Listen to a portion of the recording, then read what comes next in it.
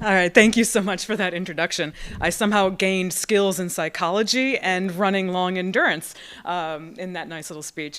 Yeah, so also I will say that I'm a former powerlifter, and due to a pretty bad injury, I can no longer powerlift myself, hence the actual coaching. But that's a little bit outside of what I'll be talking about today. And so, hold on. I might need help. No. There we go. All right, good. We got it working. So yes, as Barry said, my work has taken me from the Rocky Mountains, of which these are actually two pictures of, where I have studied folks in the extremes. And that's kind of really the whole theme of the kind of work I do, is what happens to humans when they are in extreme cold or taking part in extreme physical activity. And so my work in the Rocky Mountains followed folks who were new to these extremes. They did not live in the Rocky Mountains before. They didn't experience high altitude at a regular basis. And I followed them during the different seasons, so spring, summer, winter, fall. And I was curious about how many calories they burned changed depending upon the season that they were in. And so I'm interested in folks, or at least was, and I haven't gone back to this in a while, folks who are new to an extreme, but then also folks who have been in extreme for millennia at this point. And so this is the work that I've been doing at the Arctic Circle in Finland with the reindeer herders there. But I like to keep both in mind for a couple of different reasons, and especially when we think about folks who have lived in these harsh, cold climates for a very long period of time, what we learn from them and how it can be applied to past populations, such as Neanderthals here, in a slightly washed out image. And then thinking of both of how people who enter the extremes as sojourners, if you will, as well as what we can learn from folks who have been there for long periods of time, how it can be applied to modern day human health and well-being. And my work in particular relates to the obesity epidemic in many, many ways. And so my work is a lot of fun, I'm not gonna lie, because it has taken me from places like the Rocky Mountains, which, by the way, anyone who went hiking with us, these are the same pants that I wore yesterday. And this is from what, like 2012 or 2014 or something like that. I just thought about that on that hike. And then here's the foot race that Barry had mentioned. So these folks ran a marathon a day, every single day, for 140 days as they physically ran across the continental United States.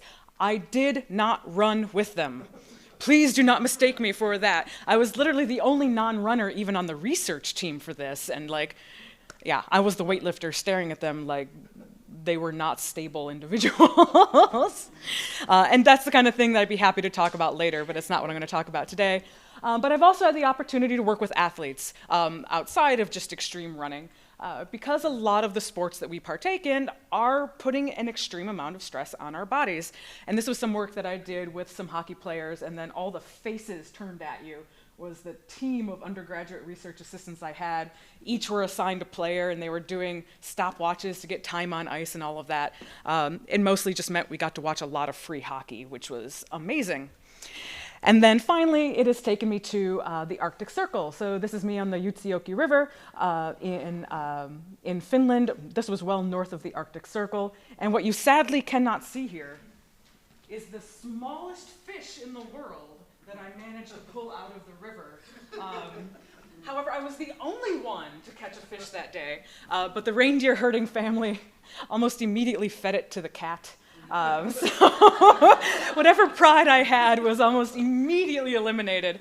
But the work that I'm going to focus on today revolves mostly around what I have learned from my work in Finland, but then a little bit about this early work I've done in the Rocky Mountains. And it feels weird to say the early work now, that there's actually somewhat of a career going on. So this is a map of Finno-Scandinavia, and Finland is where I work. So there's Finland, there's Helsinki, and then up there is Rovaniemi. And it's basically right on the Arctic Circle, and that is kind of my base of operations in Finland. They claim to be the home of Santa Claus, and as I was telling Aaron over lunch, they actually have a Santa Claus on the airport tarmac so that when you land, you see Santa and reindeer, and it's amazing. I work particularly with folks at the Arctic Center, of which this is a picture of with the Aurora Borealis, which is just as stunning as you see there when it's in person, even better.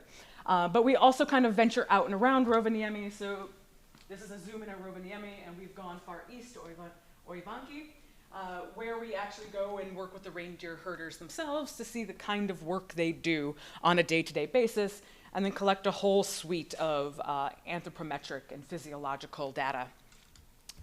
And then this is all part of a big collaboration with the University of Lapland and the Arctic Center, which is part of the University of Lapland, and the University of Oulu. And these are my two main collaborators, Minna Turunen in the red, and then Päivi Sopola there in the green, who are emailing me in a fury this morning about various other things.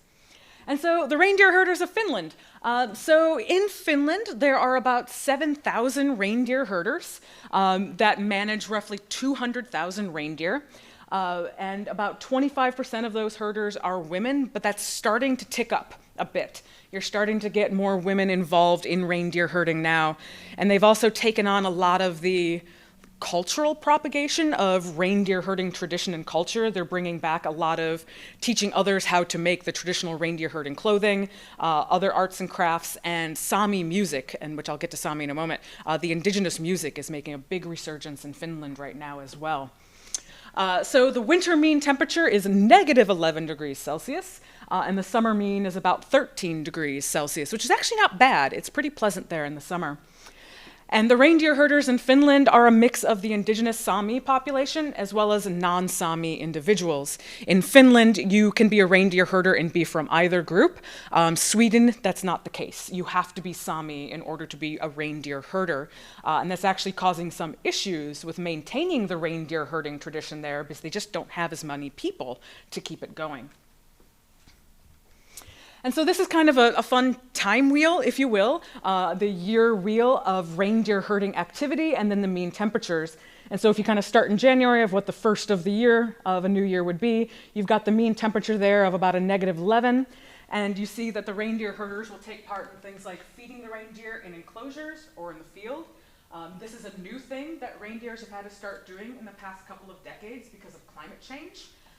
They can no longer just let the reindeer be out on their own because they've been getting a lot more icing events in Finland. So rain will fall on the snow, create a hard sheet of ice, and so the reindeer can't dig through to get to the lichens they would normally be able to get to. And so the herders are having to do a lot more supplemental feeding and a lot greater herd control than they used to in the past. And then as you move through, you're still feeding reindeer in February and March. Snow doesn't really melt until like May in the much more northern parts of Finland. And then in May, June, there's going to be the calving, and the reindeer herders will have to, they earmark all of the deer in their herds so they know who belongs to whom, and they will separate and make sure lost reindeer are returned. They will also make forage for the winter, and during the summer, which is a fairly short, like 2 to 3 month growing season. And then in the fall, which we're getting into it now, the herders are going to start gathering up the reindeer into those winter enclosures. And they will also call the reindeer to be slaughtered for meat and skins, and then the ones that will live through until the next season. So that's your typical reindeer herding calendar. And so, I'm going to be going through this in a little bit of an illogical way of I'm giving you one big main end result right up front. But this big main end result with the herders is kind of what brought together this theory of the fit, fat, and cold that I'm talking about today. So the reindeer herders that I worked with have very high BMIs, body mass indices. So 75% of them were either overweight or obese. And that was true both for BMI, but also body adiposity. They had a high degree of body fat as well. So there was not a disconnect between body fat and BMI. They do actually match here. And so one might expect, based on that they would have poor cardiometabolic health. We all know the different comorbidities that people typically associate with high BMI. And that's what I would have predicted as well, taking a look at the reindeer herders, given what we saw about their body size. However, or I should say luckily, we did get some measures of cardiometabolic health, looking at glucose levels, total cholesterol, HDL cholesterol, LDL cholesterol, and triglyceride levels. And despite the fact that 75% of them had high body fat, the vast majority of them were metabolically healthy. Their glucose was in a really good range, their total cholesterol, I'll take you through. Everything in red is the recommended range or the recommended value, and below or above if you look at HDL cholesterol. And so the means for all of these were normal, and their HDL cholesterol was fantastic. And so what we're looking at is folks who should be cardiometabolically unhealthy based on how much body fat they're carrying, but they're not actually showing that. They're showing pretty good metabolic health. And so the idea is, are they fit and fat? The metabolically healthy obese phenotype is this idea that you can have a high body mass index as well as high body adiposity, but not show any of the negative metabolic effects one typically associates with them. I will say, just the idea of a metabolically healthy obese phenotype is still quite controversial. There are people who are going to be like, rah, rah, rah, it's amazing, yes, we need to follow this, and there are those like, no, this is complete and utter nonsense, and you're all fools. So it is still quite controversial within the fields of exercise physiology and studies on obesity, those things. But this kind of adds an interesting little turn to the story. But let's kind of break down the basis for these ideas. And one of the biggest issues is just body mass index alone, and what it actually should mean, and what it was originally meant for.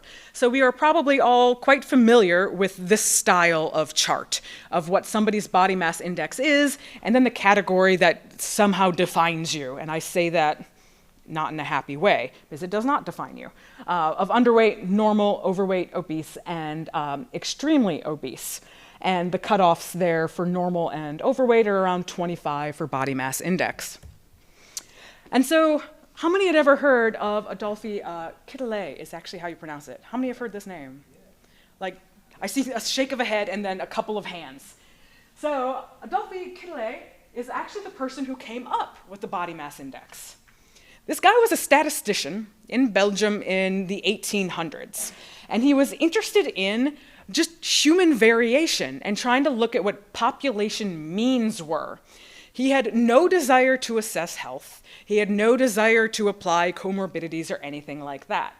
He did, however, come up with a bell curve for body mass index, where the majority of people fell along, I guess it would have been around 22 or 20, no, it'd be about 25 for normal BMI, and then the tails at the end. And the interesting part about his work is that he was explicit that this should not be used as an indicator of health, especially because the population that he worked with was just like all white guys that he could get a hold of in Belgium. And so he is the one who actually came up, and there is the Belgium stamp with Adolphe Quetelet right there, very fancy. So he came up with this, but it was called the Quetelet Index for the longest time, until Ansel Keys came along in the 1970s. And Ansel Keys was also interested in, kind of populational means, but more using them as a metric to determine health, trying to find an easy to calculate metric so doctors can have a quick look and be like, right, here's where your body is on this X or Y scale. What might this mean for your health, both now and in the long term? And he went through a bunch of different equations, and he found that the Quetelet equations seemed to fit populations best. And there is a big asterisk on populations there, which I will talk about. So he went with the Quetelet index and renamed it body mass index. I'm not entirely sure why, erasing Quetelet from the history for quite some time. And started using that as ways to assess health, which then got picked up by health insurance companies, and the BMI was then used to determine the premiums people would have to pay for their health insurance based on potential risks from their BMI, so on and so forth. And the National Institutes of Health adopted it, and then the last time they changed the cutoffs was 1998 to what they are today. And the cutoffs are actually lower now than they were prior to 1998. And so Ansel Keys, and then of course since Ansel Keys, we have all these different comorbidities that we associate with individuals who have obesity. And so you see things like sleep apnea, type 2 diabetes, which has been, or just diabetes in general, has been talked about a few times today, stroke, high blood pressure, high low density lipoprotein, but then low high density lipoprotein cholesterol, some cancers, and poor quality of life. And it's gotten to the point where people kind of consider a high BMI synonymous with all of these comorbidities. It is assumed that if your BMI is 30, you're going to have all of these. And if you don't have them right now, you will have them, and you will have them soon. So they have become synonymous, whether that is true or not. But there are a lot of problems with body mass index. The first and foremost, and this is true for Kedley as well as Ansel Keys, is the base populations that they worked with. They were almost all, with one exception I'll get to in a moment, white men between the ages of 18 to 30, often part of the military, which means they were all in pretty good condition to begin with. Ansel Keys expanded that population a little bit and actually included a Bantu population as part of his determining the Kedley index to be the good index. And interestingly, it didn't do a good job of even predicting body fat among the Bantu population.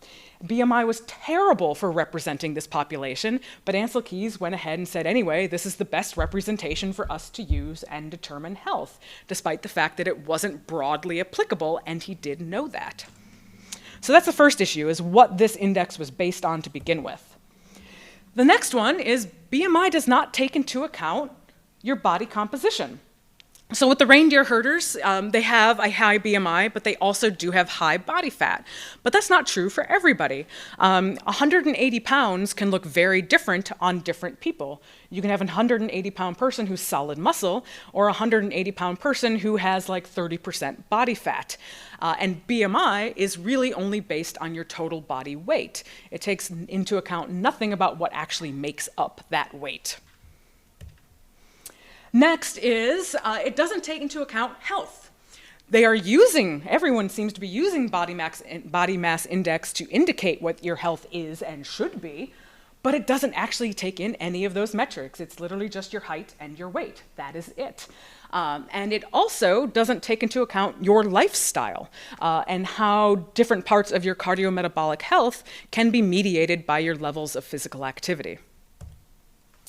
And so we are left with this kind of interesting idea here that there might be a fit and fat phenotype, or a metabolically healthy obese phenotype.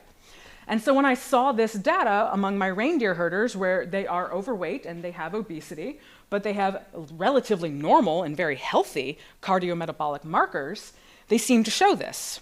And so the question kind of becomes, I'll pop back for a moment, and the question kind of becomes is, one, does this exist, first of all? And then we'll return back to the reindeer herders and ask, why might the reindeer herders be showing this relative to maybe some other populations? So I'm going to talk about next just some of the evidence we have for baseline metabolically healthy obesity, which again, keep in mind that it's still quite controversial among some folks, at least. So work done by Duncan in 2010 was looking at folks with low, medium, and high cardiorespiratory fitness, and then broke it down into normal weight, overweight, and obese. And what they said is you can be obese and have high cardiorespiratory fitness.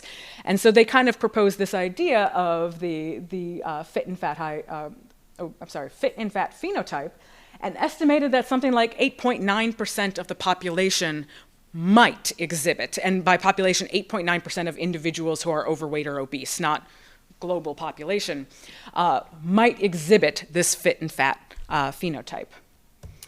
And then Flegel et al. Came along, and this has become one of the most controversial studies, actually. And unfortunately, there are no good images in that paper to actually put up onto a PowerPoint that you could read in any way, shape, or form. But they did this massive meta-analysis of body mass index, cardiorespiratory fitness, and then relative risk outcomes of what does happen to each of these individuals over time. And what they found is that individuals with obesity, so having a BMI of 30 to under 35, did not have greater all-cause mortality relative to normal weight individuals as based on BMI. And that overweight individuals with between 25 and 30 actually had lower all-cause mortality than normal BMI counterparts. And so they showed with some very strong stats, because they had massive number of individuals taking part in this meta-analysis, that carrying extra weight does not doom you to metabolic poor health or poor metabolic health. And so it's not just BMI where we see these relationships. So this is looking at hazard ratios for folks based on, you can see lean and normal folks, overweight and obese folks, and then the hazard ratios for each of those groups. And it's based on body fat, you've got BMI, body fat, and waist circumference. And what you see is there is a proportion of each of these populations that are completely normal and healthy with no increase in relative risk. And that one is from Ortega 2018, a fairly recent one. And then Guo and Garvey started to look at individual, or I should say, different categories of health over time, looking at lean, normal weight, and lean, overweight, and obese. This is a lot to look at. I know it is a lot to look at. But what you should see is that the solid lines are metabolically healthy people. The dot hash are suboptimal health but not terrible health. And then the ... is the unhealthy. And so for coronary heart disease, you see all of the solid lines, whether somebody is lean or obese, completely healthy, they do not have an increased risk of coronary heart disease. And then it pops up as you go to suboptimal and unhealthy. And you also see that for stroke, and then you see that for just overall survival probability. I'll wait for the picture to go. Of course. I'll gladly send you the paper, don't worry. The one exception to this was diabetes. So it's another interesting thing to think about. So you also have the healthy, suboptimal health, and then unhealthy. And it is the one exception to some degree, not an extensive one, that the metabolically healthy obese individuals are falling in line with the suboptimal healthy lean individuals. So diabetes might be a slight exception to this rule going on, and that is going to take a great deal more work to kind of figure out what's happening. And so the other part of this, as I mentioned before, is that physical activity could have this moderating effect on metabolic health. That yes, you can carry extra weight. However, if you maintain a physically active lifestyle, it could negate some of these negative health impacts of carrying extra weight. And so that's what you see going on here for the cardiorespiratory fitness, which is CRF. And they have it adjusted for age, they have it adjusted for visceral adipose tissue, and then subcutaneous adipose tissue there. And so why might this fit and fat phenotype exist? Why might we see this at all? And that's a really interesting evolutionary question. And so this is where that reindeer herder data comes in. They kind of demonstrate this fit and fat phenotype. And what's the other interesting outlying thing about them is that they are a cold climate population, which got me wondering, could it possibly be cold climate adaptations that could lead to this fit and fat phenotype, or the metabolically healthy obese phenotype that we are observing? And so this is, I know Josh is familiar with this because you totally reviewed that paper that just came out a month ago at this point. This is going to be the overall thing, and don't worry, I'm going to break it down each little circle by each little circle of the different components of cold climate adaptations that might actually be leading to metabolically healthy obesity among the reindeer herders and even potentially other cold climate populations, and why we might want to better examine cold climate populations, which are largely underrepresented across our scientific work. As overall, we often focus on equatorial populations, but the cold has a lot to teach us. So let's break it down bit by bit.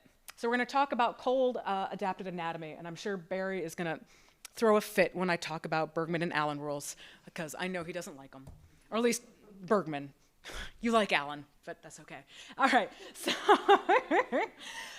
cold adapted versus heat adapted bodies. I'm sure most of you are familiar with Bergman and Allen rules. This idea that you have a greater volume or greater body mass in the cold climate, but you have shorter limbs. So Bergman is the body mass / volume. It's more of the volume to surface area ratio rather than just the body mass. And then Allen is you have shorter limbs, whereas in heat adapted, you're an elongated cylinder. You'll have a lower body mass and much longer limbs so you can dissipate heat very easily. And we do see this among humans, that there are larger body sizes with reduced body surface area. We've also have documented high degree of muscle mass among cold climate populations, indigenous cold climate populations, as well as high adiposity, but really poor agreement between skin fold thickness measures and what actual body fat is. And that's an interesting artifact as well going on with cold climates. And we've seen this with the reindeer herders. They are large. They have high body weight, high body adiposity, but they also had high muscle mass as well. So they are overall a voluminous population, if you will. And then we see this in other folks too. So this is looking at surface area to body mass, and you've got females on the bottom and males up there on the top. And it's looking at the surface area to body mass based on the mean annual temperature. And you see lower surface areas in colder areas and higher surface areas in hot areas. Yes, area was used a lot there, sorry. All right, so that's the very basic part for the cold adapted anatomy. So that already we see larger body sizes to begin with, which would then be a high body mass index. So then we can move on to the cold adapted physiology, and this is the part I like the most, and we'll talk about the most, and we'll cover resting metabolic rate and brown adipose tissue. So this will be familiar, I'm sure. We often see, not always, but we often see high resting metabolic rates among cold climate populations. And this has been associated with the need to produce more body heat because you lose more body heat with very cold ambient temperatures. And we've seen some folks have resting metabolic rates as much as like 20 to 30% higher than you would expect based on their body size. And so what you expect here with Josh's work from 2005 is that dotted line. And then what you get is the kind of pale pinkish line along with the red dots. So the Siberian population that he works with, they had high resting metabolic rates, higher than what's expected by what you see with that blue line. And this was also seen with Galloway's work in Russia as well, although they saw a different pattern among females compared to males, that indigenous females did not have quite as high of resting metabolic rate as the males did, and then the non-indigenous Russian females had like lower than expected resting metabolic rate. So there might be some sort of sex effect going on with resting metabolic rate, which I will return to in a little bit. An interesting part about this that does affect health is high blood pressure. That it does seem that there is this correlation between a high resting metabolic rate and high blood pressure. And so having a high resting metabolic rate as a cold climate population does put you at risk for higher blood pressure. And the idea is that you're having to push more energy through the body to stay warm, and that's going to lead to the higher blood pressure. And it has been seen among a number of individuals in cold climates where you get 28% of males being hypertensive and 28% of females being hypertensive and 39% of males being hypertensive. So it is fairly common. I sadly do not have blood pressure measures for the reindeer herders, but that's coming up this February. So stay tuned. All right, let me take a moment.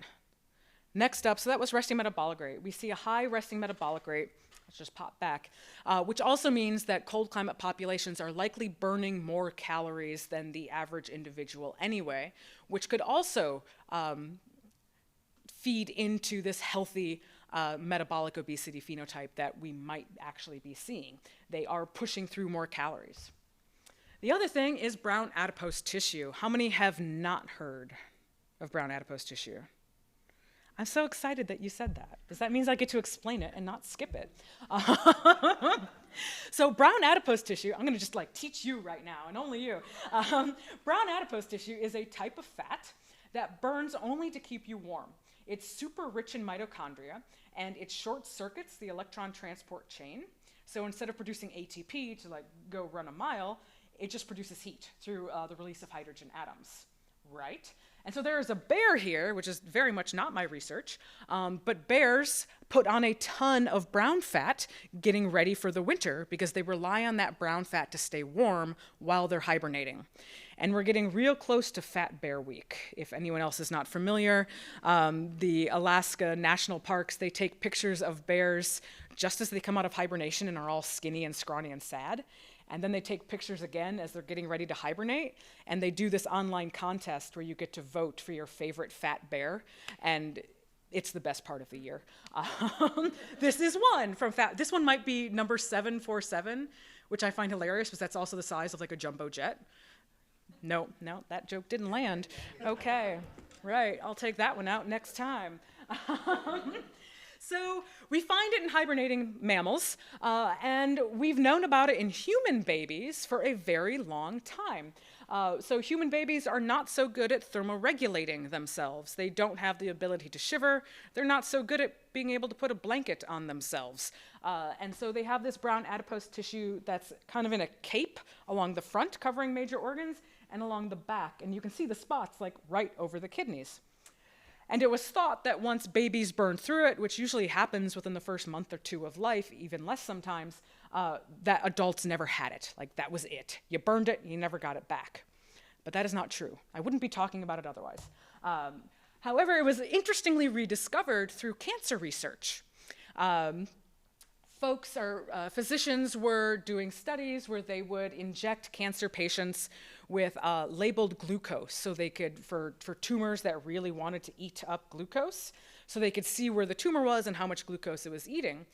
And they kept coming across these bilaterally symmetric signals right up here at the shoulders, the supraclavicular region, and you're like, you don't get symmetrical tumors from patient to patient to patient. And so after a little bit of work, they figured that it was brown adipose tissue, and that MRI rooms are typically quite chilly, and they don't give people a lot to stay warm, so they were activating the brown adipose tissue to stay warm during the measurement. So that's how brown fat was rediscovered in adult humans. And so how do we do that with, reindeer herders in the middle of nowhere? So this is me doing a horrible move with my snow boots. And I am wearing the inner lining of a military bomb suit. I always like saying that because you get these looks of a bomb suit.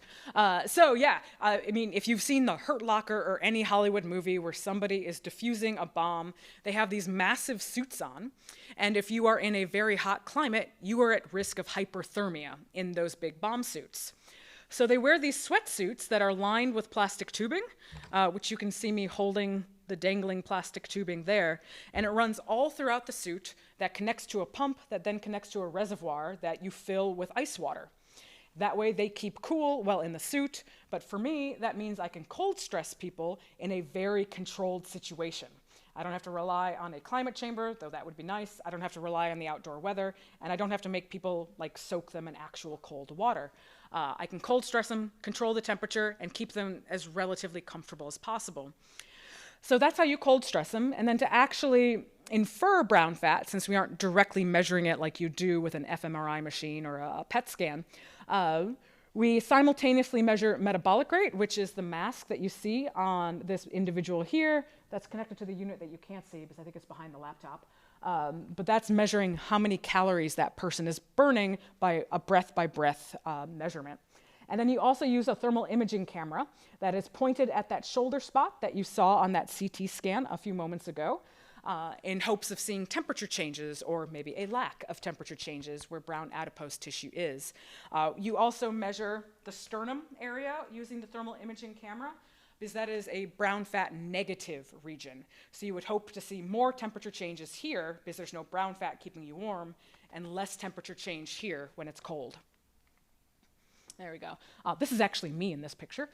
So I'm about to show you some thermal images, and this is the real image so you can hopefully orient yourself. So this is my head right there. That's my shoulder. My feet are going into the screen, and head is coming out of the screen. So that's the image you see here. This is my shoulder. That's my neck. My head is coming out of the screen, and my feet are going into the screen. And then this one is the sternum. So that is literally the sternum here, and this is my neck, and my head is cut off right there. So I've circled the temperature, and the thermal imaging camera and software, that little hash mark usually goes to where the warmest temperature is for the region you're taking a picture of. And you can see at room temperature, before we cold expose people, you have relatively same temperature between the shoulder, the supraclavicular region, and the sternum. And then you cold stress them with the wonderful bomb suit, and this is what you get.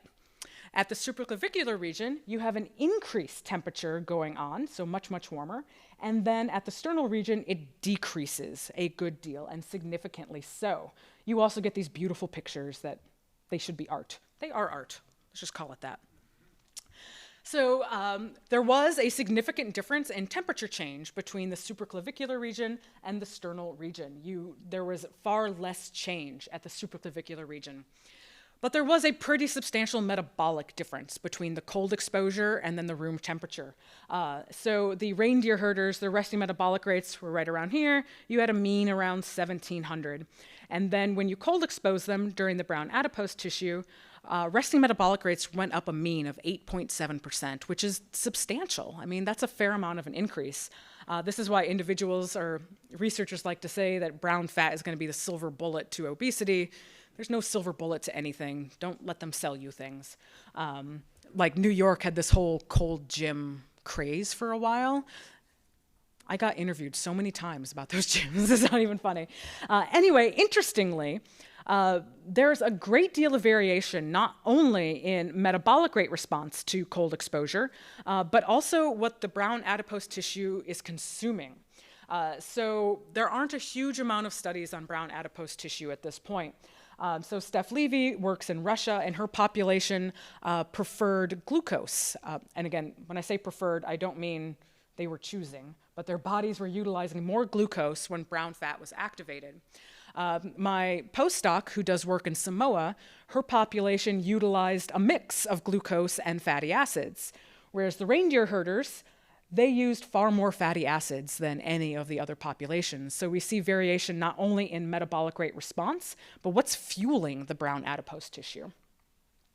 So that is also another interesting part of this metabolically healthy obese phenotype with brown adipose tissue, that brown fat seems to be able to sequester glucose and fatty acids and get it out of the bloodstream and metabolize it to produce heat. And that could be another aspect that is leading into this metabolically healthy obese phenotype, because you're removing what can be damaging substances from the blood.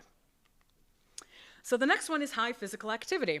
So we'll be talking about, yeah, there we go. Talking about cholesterol, cardiovascular fitness, and then various health risks. Physical activity can actually increase your HDL cholesterol, it increases your cardiovascular fitness, and then it reduces a whole bunch of health risks over time. And so this is where the reindeer herders fit in really well, because they're very highly active. As you saw with the yearly activity wheel going on here. So we don't have a ton of daily total energy expenditure among cold climate populations. We just don't have the data. And the reindeer herders kind of represent the most of it at this point, sadly. So wide open field for folks. And their work is very physically demanding. It not only takes just a lot of activity outside with the reindeer, but it can be in really harsh conditions depending on the weather. You can't not feed the reindeer just because it's snowing outside. You still have to do it. And so we did measurements of their total energy expenditure during the annual herd roundup, which is admittedly a very high activity period for the reindeer herders.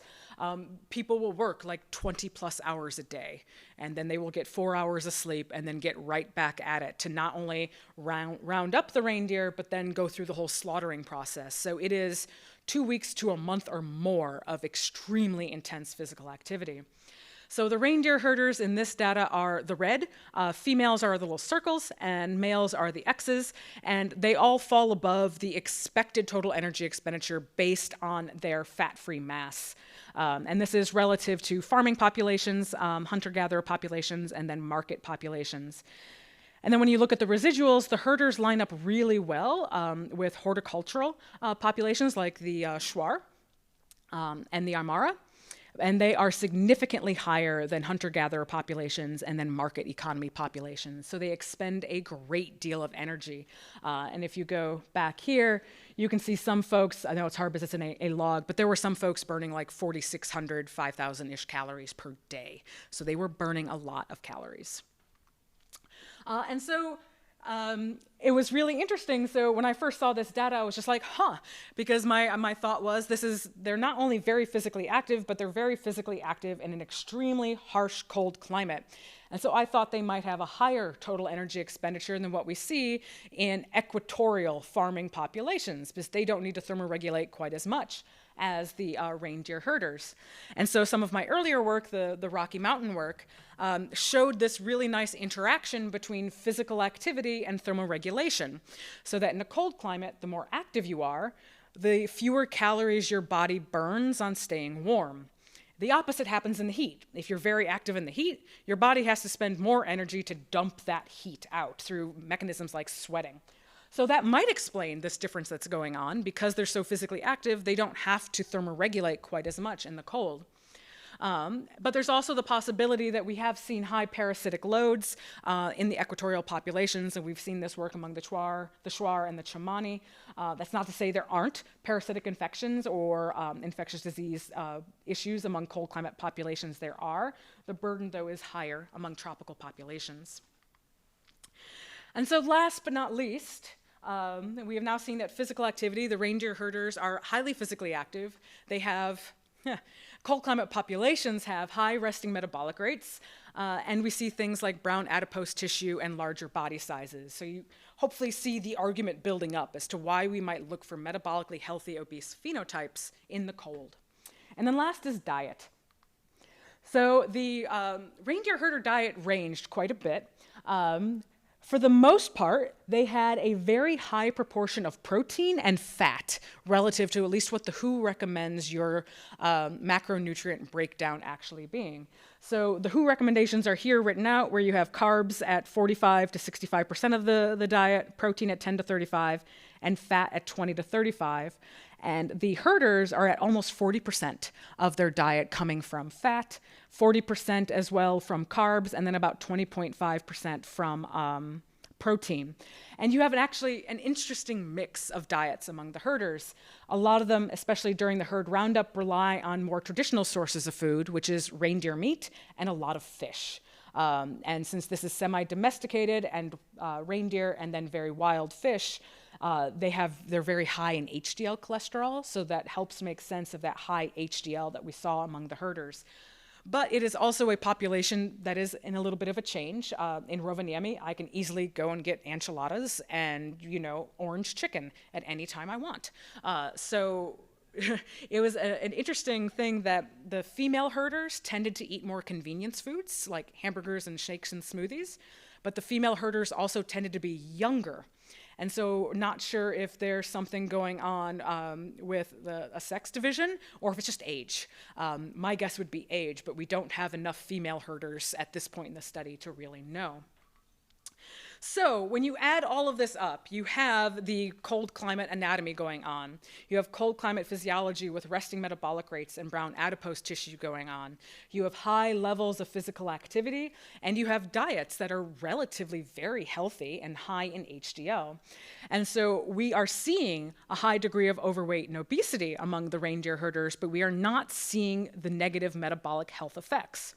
And so this is why it's an interesting idea that perhaps cold climates are a place to look for metabolically healthy obesity. But there are issues going on, and they cannot be avoided or ignored in any way. That obesity is on the rise in the Scandinavian countries, and they do have actually pretty rough cardiovascular health. Coronary heart disease is really high in Finland. Finland is green line right there, and there is Serbia. I don't know what's going on in Serbia. I have not looked that up, but this is the 7-year study, and Finland, seeing this, actually decided to implement like a massive public health program in trying to get people to stop eating as much saturated fat. And the trend is starting to decline now with coronary heart disease. And then if you look at total deaths in Finland, you've got the non-communicable diseases. Cardiovascular diseases are the biggest proportion of mortality in Finland. So there are health concerns, but breaking that down between reindeer herders and non-reindeer herders is we don't actually have that level of granularity in this data. And another thing to be in mind is that this could also be a population in transition. So the Arctic has been feeling the effects of climate change faster and more acutely than a lot of other parts of the world. And it's not one that you hear about quite as often, because they don't suffer the severe droughts that you hear about in Australia and here, or in Texas and things like that. However, there has been a significant increase in mean annual temperature in the past 50 to 100 years. It has shortened the snow season. You have a lot more of rain on snow events that create a lot of ice and problems for the reindeer herders. And so they are seeing a lot of extreme weather events, and they are seeing climate change in action on the ground. And we might be seeing that going on, or at least we might be seeing a physiological response to that happening among the herders. So I waited to present the resting metabolic rate data for my population until now because it was very strange. Females had higher resting metabolic rates than males. That has never been seen before, ever. And this was true when you controlled for differences in body size, but it was also true absolutely. Like, small females had higher metabolic rates than like 6'3" dudes. And so that was very unusual. And I sat and thought for quite some time about what might be driving this, and climate change could be part of it, as well as warming infrastructure. Finland is fully industrialized. Everyone has a sauna. Not everyone, but most people have saunas in their homes and fully heated homes and vehicles and all of that. And then when you get, this is a lot, so don't panic. Everything in gray are the male resting metabolic rates. Everything in white are the female resting metabolic rates. And it's looking at the percent difference from what would be predicted for different equations. So each set is a different resting metabolic rate predictive equation. Females were above that expectation consistently, and males were often below, if not right at that expectation. So males were far more variable, and females were consistently high. And so the thought that I have about this is that it might be related to thyroid hormone. So thyroid hormone sets the metabolic thermostat for your body. And we have seen increased thyroid hormone among cold climate populations before. But thyroid hormone also has a really important role in pregnancy, particularly within the first 10 weeks of pregnancy, that if you do not experience an increase in thyroid hormone, it will often lead to miscarriage and unsuccessful pregnancy. So it is possible that we are seeing relaxed cold stress or relaxed selection for cold climate adaptations because it's just not as cold anymore. One, it's not as cold anymore, and two, they have a lot of mitigation strategies that they didn't have 100 years ago. And so it might not be as cold, but females have this dual need for thyroid hormone to be at a certain level, both to maintain their metabolic rate, but two, to maintain a successful pregnancy. Males don't have that pregnancy demand, and so their bodies are likely going to be more sensitive to changes in the environment because there isn't the pressure to have a successful pregnancy on them. Whereas females are going to be more durable to these environmental perturbations because if they were to quick change, that might harm reproductive success in this population. This is a hypothesis and has not been tested at this point, but it might explain what's going on with resting metabolic rate in this population. And so future directions, of course, is to include more female participants with resting metabolic rate and thyroid hormone measures. And so climate change is a big deal. And the reindeer herders deal with it every single day. Like I said before, they're now having to take up a lot more agriculture to supplementally feed the reindeer, and having to put a lot more time, effort, and money into supporting the herds that they didn't have to in previous generations. And so this is kind of like an overall map or figure of how climate change is impacting different parts of physiology, potentially through thyroid hormone and resting metabolic rate. It's also affecting the environment and culture as it's responding. And this is kind of the overarching goal of where I would like this work to go in trying to figure out how climate change is impacting these different parts of reindeer herding lives and livelihoods, and how they are responding to it and demonstrating resilience. Because not only is that just kind of interesting to see how climate change is literally getting under our skin, but what can we learn from the reindeer herders that can be more broadly applied when it comes to being resilient in the face of climate change? But also, climate change is just one part of it, but something that Barry was talking about in his talk is the long-lasting impact of colonialism. And so you could say, hey, Cara, great, your herders are big and healthy, but we see really awful metabolic health issues in other cold climate indigenous populations right now. We see very high rates of diabetes and cardiovascular disease. And part of this could be the impact, the lasting impact of colonialism in these areas, particularly in North American indigenous populations, where they've had their lifeways almost completely wiped out. They are no longer part of the physical activity they used to be a part of. They no longer have the traditional diets that they used to consume. And they were kind of forced into assimilation. So you could have this stress that goes from generation to generation to generation that builds up the inflammatory response and accumulation of body fat that does lead to poor negative health. And so we might be witnessing a mismatch going on with this rapid change in lifestyle in cold climate populations. So that is a big negative against this idea of metabolically healthy obesity among cold climate populations. And it's going to take some historical work to look at body size and whatever measures of health existed 100 or so years ago to really see if this is a possibility across cold climate populations or if it's limited to maybe just some pockets of cold climate populations. And so kind of the interesting part to bring this back, Finland and Finno-Scandinavia does not have quite as atrocious of a colonialism past as indigenous North American populations do, but there are still issues. I mean, the Sami have been abused as well. Throughout their history. And so within this kind of climate change context, I think it's going to be very interesting to see how these increases in temperature are relaxing cold climate pressures, which could also be decreasing resting metabolic rate, as we see among males. And that could be potentially very problematic, that they might still be consuming the amount of food they would with a higher resting metabolic rate that they no longer have. So they would be consuming more calories than they know that they aren't burning anymore. And this could fuel the obesity epidemic in cold climate populations. And this kind of thing has been theorized by Teresa Gildner and Steph Levy in a paper of how obesity and climate change are going to be kind of in this vicious cycle for a number of reasons. And I think that's going to be a really important area of research moving forward. So with that, I know that was a broad, ranging talk. I would like to thank all of these people because science takes a village. It is never done in isolation and it is never done alone. And I'd like to thank you all so much for your attention. And I'd be happy to take questions if there's time.